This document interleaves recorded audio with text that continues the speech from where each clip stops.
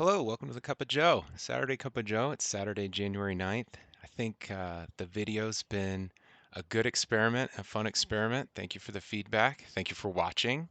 I'll try to keep it to that 15-minute mark. At one was 18, one was 15. Trying to get some feedback about how long or short they should be. So great feedback from those of you watching the whole thing. Totally understand those watching just parts of it. I get it. Thank you. Any amount of time. It's just been great hearing from you, and thanks again for watching always.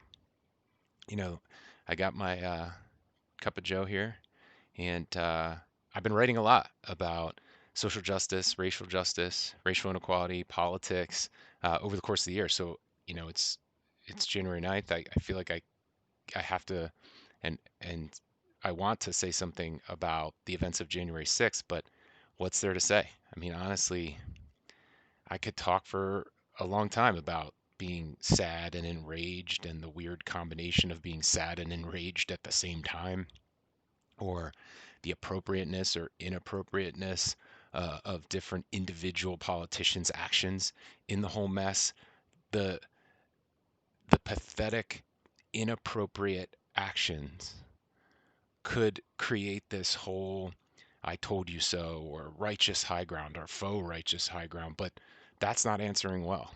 And answer well has been one of my themes that has driven my career, that has driven me personally. I've incorporated answer well into the Saturday Cup of Joe. I've tried to talk about it with teams that I've led or that I lead in companies that I work for. And, you know, I talked to my dad late January 6th, and then again on January 7th, and I asked him a bunch of questions via text, and his comment to me was, I can't answer well. And clearly, uh, you know, a lot of people are not answering well or not able to answer well either. My dad means it totally different because, in his sense, he was like, I can't articulate what I feel and how sacred I feel democracy is, and I feel that capital is, and the shock was too much. And I want to say that, I've heard some people say that, oh, at least some politicians finally came around and found the respect for stability, the respect for each other, the respect for, condemning violence. Sure, I agree. But that courage came an hour later, a day later. Where was that courage on January 5th? A week before, a month before, a year before? I mean, not to be glib, but it actually reminded me of a Seinfeld episode where George is sleeping with the cleaning lady at his office, gets fired, not surprisingly, and says to the boss, "Hey, if I had any idea that this type of thing was looked down upon." And again, I don't mean to be glib, but a lot of these politicians are not answering well by, responding with, "Well, if I had any idea that these people were going to do exactly the thing they said they were going to do." It's not answering well. And so, what am I going to do to answer well? You might be thinking, like, who is Jeremy Potter in Detroit to weigh in on this? And that's a fair point. I lack courage at various times throughout my life, in big ways and in small ways. And I try to always answer well, but I don't always answer well. And I think about it and I consider it. And ask for forgiveness when I don't answer well. I sometimes say, I didn't answer well there. Can I talk to you about it? Sometimes I talk to it about with my therapist. Sometimes I talked about it with my father. Sometimes I talk about it with friends and family and coworkers. I get that a single moment does not define a whole person. But my way of answering well this year in my life has been to think about people. I wrote at the beginning of the pandemic, at the beginning of the year, midway through the year, that this is about humanity. This is about finding humanity in each other, recognizing and honoring and respecting humanity in each other.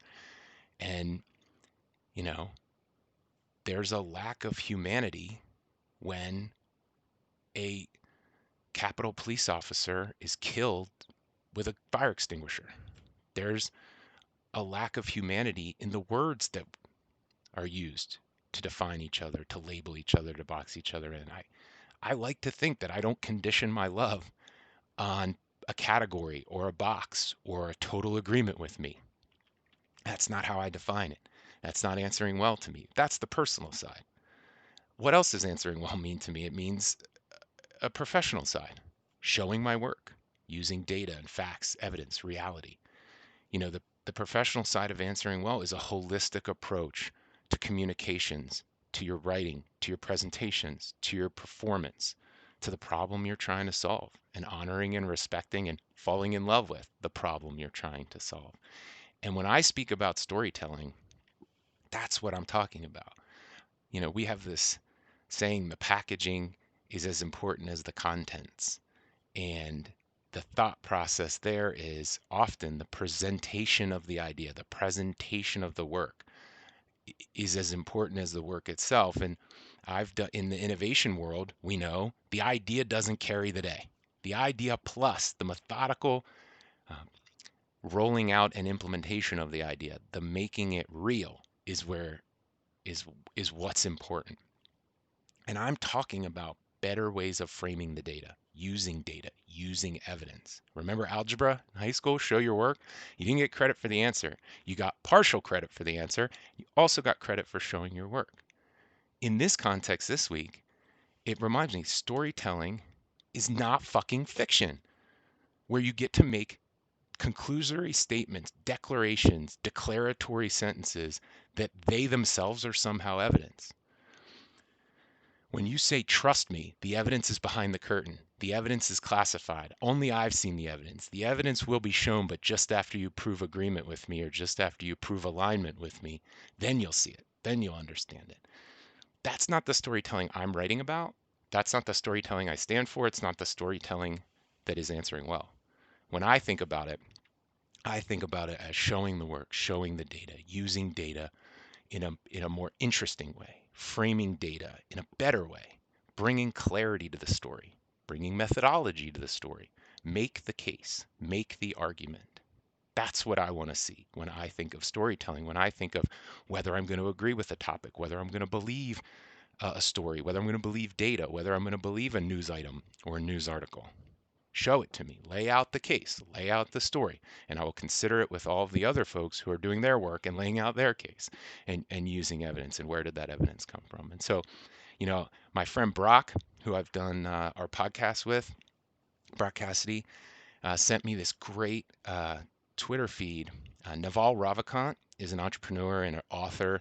He's on Twitter at Naval, Naval, and he posted this XY axis and identified this concept of, the y-axis was being a contrarian. Where are you on so contrarian versus the x-axis, which was optimism.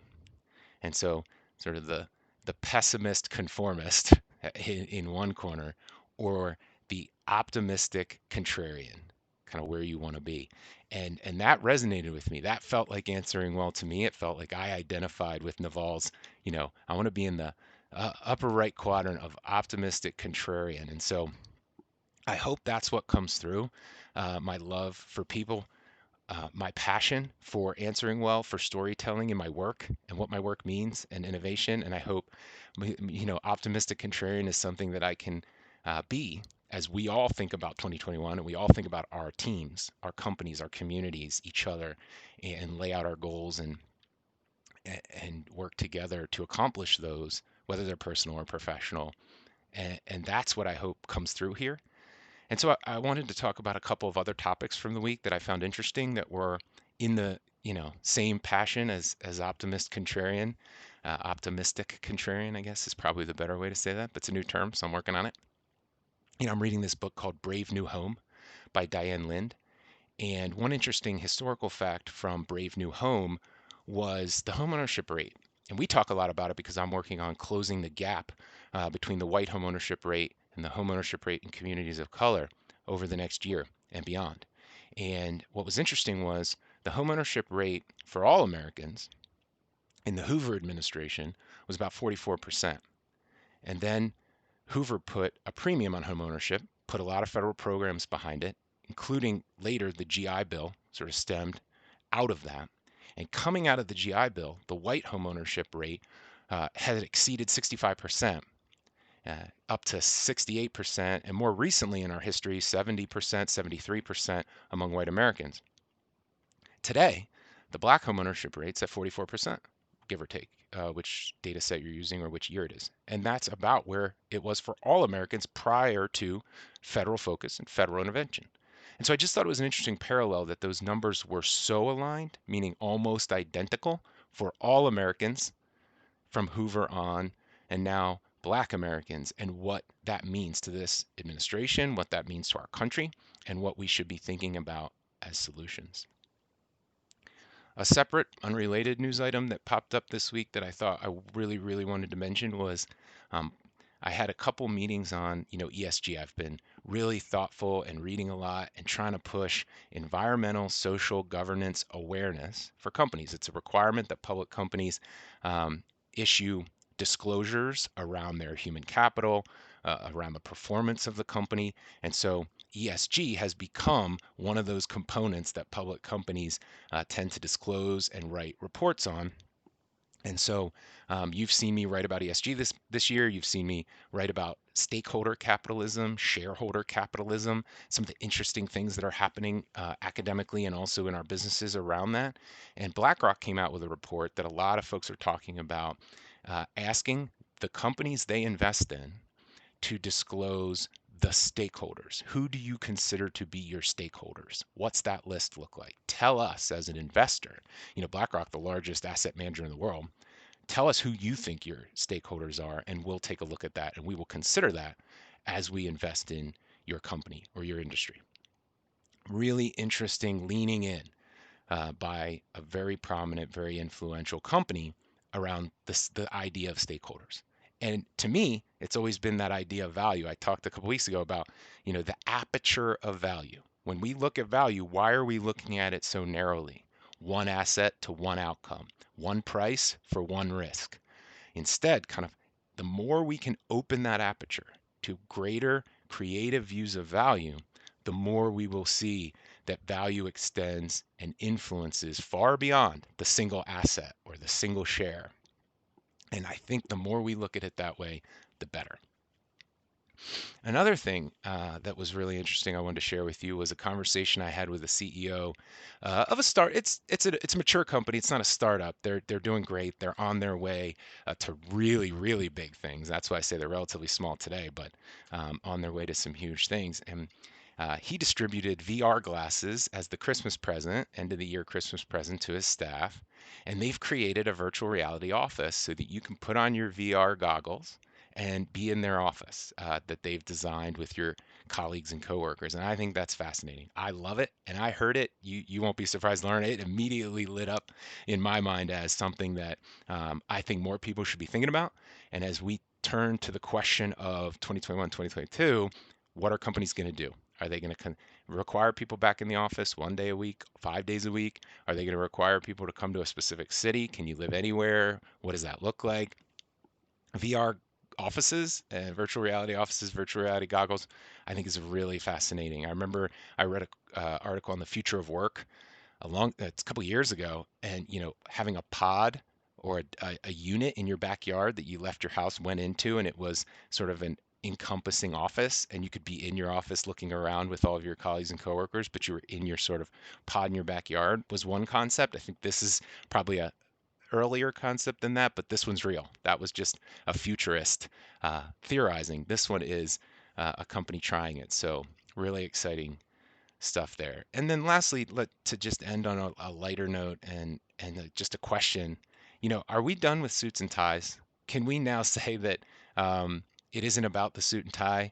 I know I just said earlier today that the packaging is as important as the contents, but I don't think the packaging needs to be exactly this, exactly dark suit, white shirt, tie anymore. So yes, packaging still exists. Suits and ties aren't going away forever, but maybe coming out of a year of remote work and whatever the next version of work looks like, we can just all agree that the necktie and the buttoned up suit from home or from your office is not necessary. There will still be context where it is, large presentations, important meetings perhaps, but weddings, tuxedos aren't going anywhere.